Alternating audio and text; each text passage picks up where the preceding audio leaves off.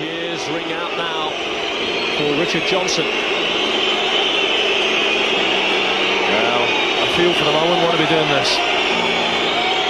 A moment for the Watford midfielder to keep his cool. And it's in off the underside of the bar. Well, cool customer. The first time I watched the bet, Alan Brazil saying, "Oh, cool customer," but I can tell you inside I wasn't feeling very cool at all. Kevin Poole just making sure it's in exactly the right position. Has Mooney's concentration been disturbed by that? Tension etched on his face, but he scores. Yeah, brilliant. It was the biggest penalty I've ever taken in my life, and I was so focused. And I hit it better than anything I've ever hit before. Penalty, strike, whatever.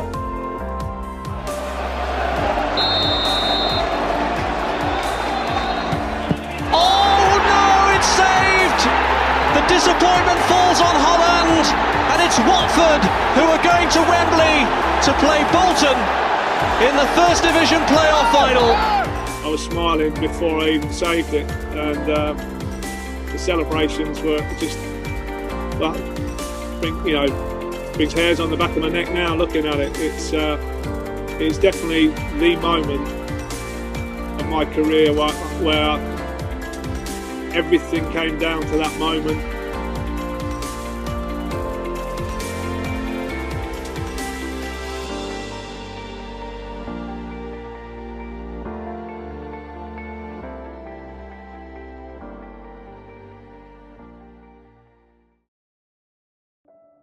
Well, it wasn't the greatest start. No, I think we all we'd all had a bad sort of run into the game. I've spoken about it before, where we got stuck in traffic. It was just a rush. The whole preparation went to pot really, and I think the start of the game showed that really. We never got going, and I suppose all night we were second best a little bit. Didn't play anywhere like we could. And it all came from that start, I believe. After the goal went in, I think we all feared the worst a little bit. But luckily, we managed to sort of defend for our lives. And in the end, the penalties, I suppose, was going to be the best option.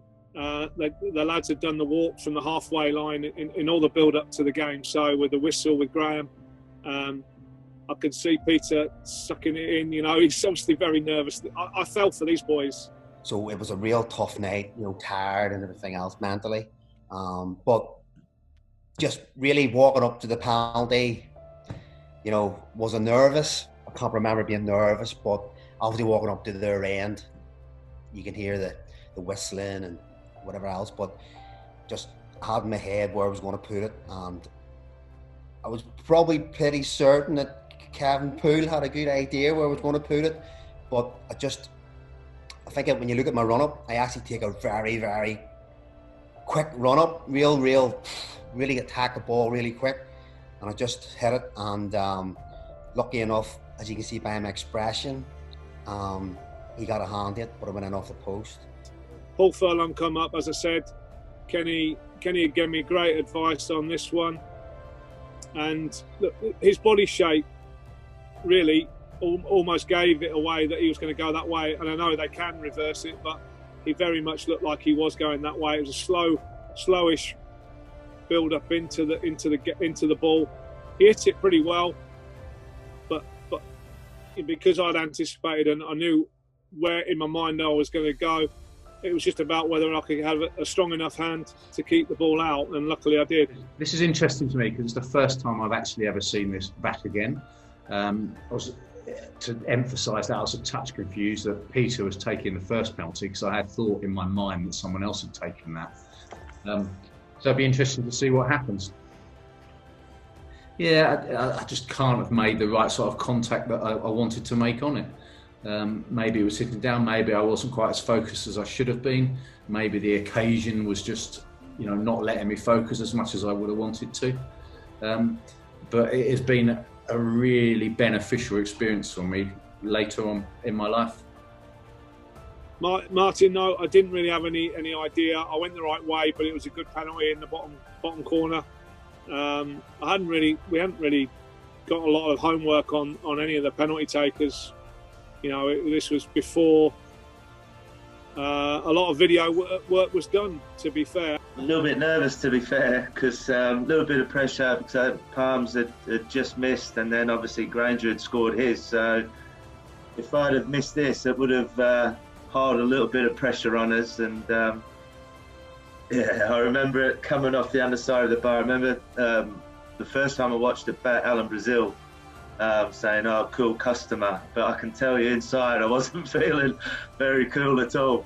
Yeah, I was trying to make some eye contact, but as you can see, he's getting his head down there, Gary, and not really looking until he's actually concentrating on the ball. He obviously had his own plan. I'm sure they practiced like we had, and he made a good connection. So once he'd hit it as well as he did, I went the right way, but it was, you know, it was a good penalty, I thought. And penalty is such a mental game. It's all mental, really, you know, and technique, but mainly mental. And all that whole week previous building up, we practiced the penalties, and he'd done it properly where, you know, we had pressure at the end of training. You had to walk up, and even in front of our own players, our own lads, there's a lot of pressure. And you only got to take one every day for that whole week building up to this game. You're only allowed to take one. If you missed, you couldn't have another go. It was like done and dusted for the day, sort of thing. So I did the same run up, the same walk up, the same put the ball down and everything. So by the time I got to this game, I knew exactly what I was going to do. So I think Graham, like Gaffer, mentally prepared us so well for this shootout, and I never felt ever that we would lose this. I was so confident. It was really weird. Lee Bradbury, yeah, he was a striker. So, you know, you'd expect him to be a decent penalty taker. I go the wrong way, gave me the eyes, and tucked it away nicely. Okay, so obviously the atmosphere was unbelievable, and you know the lads had done brilliant. Everybody had done what they'd practiced, and I was struggling to get the ball on the spot, and I was so nervous. Pooley coming out, I didn't even know Pooley had come out until I'd seen it backwards, and then I just thought, look in the corner and hit it down the middle. It was the biggest penalty I've ever taken in my life, and I was so focused, and I hit it better than anything I've ever hit before. Penalty, strike, whatever. It was just so clean and so accurate. Young player Brian Hughes at the time. I thought I might have a chance with him. He looked nervous. I really fancied, you know, that I might have a chance with this one. He didn't look very confident, but in the end, he tucked it away. Yeah, so as you're walking up to the spot, I'd already identified that a few of the players had issues with the penalty spot. I think there was a slight crater in it. You look at Paul Furlong when he missed his penalty. He was looking at the penalty spot. Also, when I took my run up, I was aware of a Birmingham City supporter to the left with his trousers and pants around his ankles, slapping his backside to try to put me off. How I kept my composure, I don't know.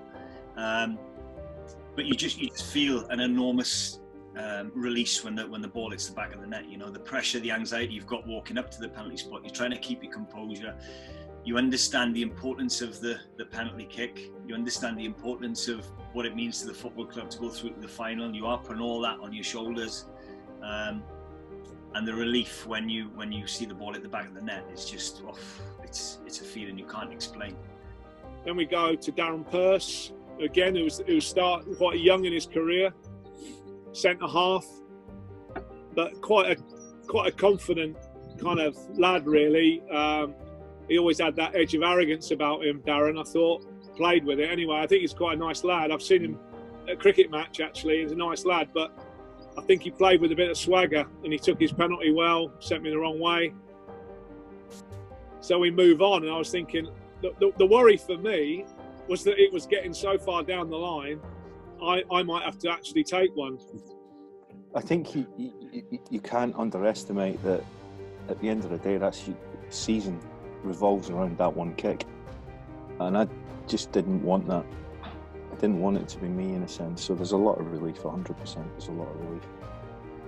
But I think the fact that it's gone in, it was almost like, thanks very much, because I've been getting battered behind the scenes. that I wasn't hitting it hard enough, and the goalkeepers in practice were diving for fun to the right hand and saving it, but they were going really early, and that was my argument with the manager. Do you want me to hit the penalty I'm hitting on the night, or do you want me to score in training? So it then got to the stage where I'm having an argument about the practice. I said, I'll put it in the top left if you want, but on the night I'll hit the bed if you ask me to put it in the top left, to open up and put it up there. No, I was going bottom right all day long. They've got hammer feet, haven't they? Their left footers just seem to ping it so well, and Paulie just absolutely leathers it. I mean, it goes past me almost before I can react. I mean, what a strike. You can hardly see the ball, can you, in real time there. It goes just above my left shoulder, I think. Yeah, but I just didn't react quick enough. It was such a great strike. I think to Steve Palmer, who was sitting next to me on the floor, and I say to him, I will win the penalty. I will win the penalty if I have to go to shoot. He said to me, Alan, I say, believe me, if I have to go to shoot, I will win it.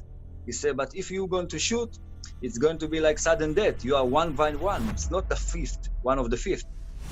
And I say, don't worry. And then when I go, he said to me, Alan, don't be too calm. And I say, Stevie, relax. I'm relaxed, don't make me nervous.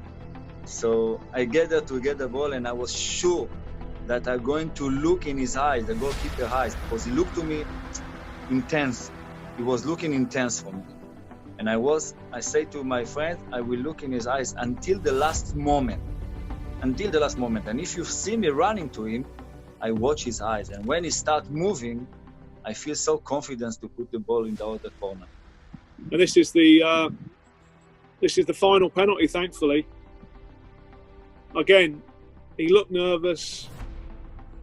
He was blowing a bit out of his cheeks. He looked a bit white, which I understand, don't get me wrong. He had a bit of a breath, didn't he? And it was, sadly for him, it was a poor penalty. Once I'd gone the right way, I said I was smiling before I even saved it. And the celebrations were just, well, brings hairs on the back of my neck now looking at it. It's definitely the moment of my career where everything came down to that moment, and the pure elation and joy. The reaction afterwards is just that. I mean, there's nothing contrived about it. It is just relief, elation, the feeling that we're going to go and play at Wembley, realising, a dream that every kid has when they're, growing up, that they're going to go and play at Wembley in a final. That all came out in that final, that run to the other end, and the celebrations with the players. It was just fantastic. Great times. It was a great night. Yeah, great night. Great lads. That was a great squad, and obviously, Graham being around Graham was brilliant. It was such a privilege to have met him, or to have worked with him for so long. We all obviously owe a great deal of gratitude, and I'll look back with so many happy memories of playing for him, and the fact that it was obviously the latter part, the autumn of my career, but to come and play for somebody that had got such a great reputation, and to then be picked by him on a regular basis was, it means a lot even now. To look back, it's something that I'll always have.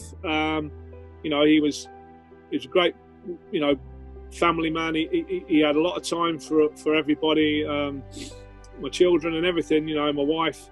He was very, very kind to us all, but that's the way he ran the club, and everybody felt the same. I don't think anybody ever felt left out with Graham. We're all part. Even if he weren't playing, he was still part of it, and that was probably, I always say, that was his big strength. And he was also so good at putting a team together with not necessarily star players. He just built a team so well. And that team was a great example, really, getting the lads from Carlisle to come and fill spaces, and they'd obviously the scouts had flagged up, and he'd been and watched what Wrighty could do, in the wide areas. You know, he had incredible energy, but also that quality to cross the ball and get in at the back post. He taught him how to trap the back post, as he liked to say. Smarty obviously had the ability to score goals and was a strong front man. But all through that side, you know, you could look at Michael Hyde, you could look all the signings he made. It was like parts of a jigsaw puzzle, and that was his. I think he built so many teams all the way through his time at Watford, and that was certainly. And I was obviously just so privileged, really, to be part of that team. Oi, click here for more videos.